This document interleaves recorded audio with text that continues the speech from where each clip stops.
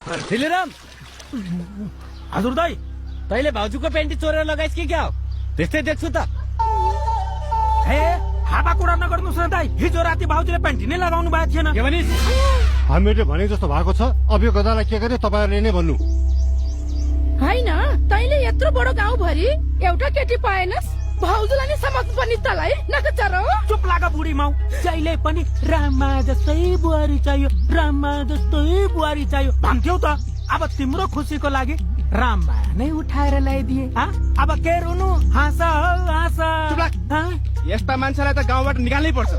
यो गधाले मेरो घर त बिगार्यो तर अब अरू दाजुभाइहरूको घर बिग्रेको देख्न चाहन्न म।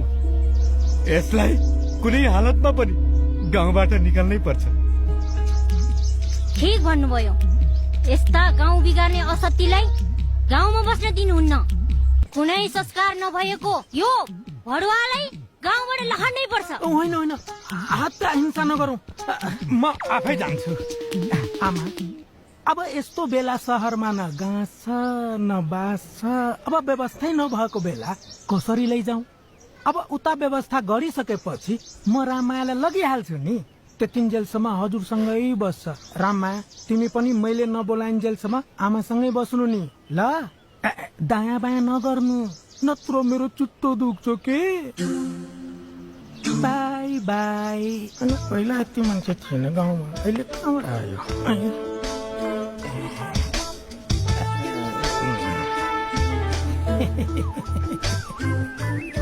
फेरि किन रोकिस्?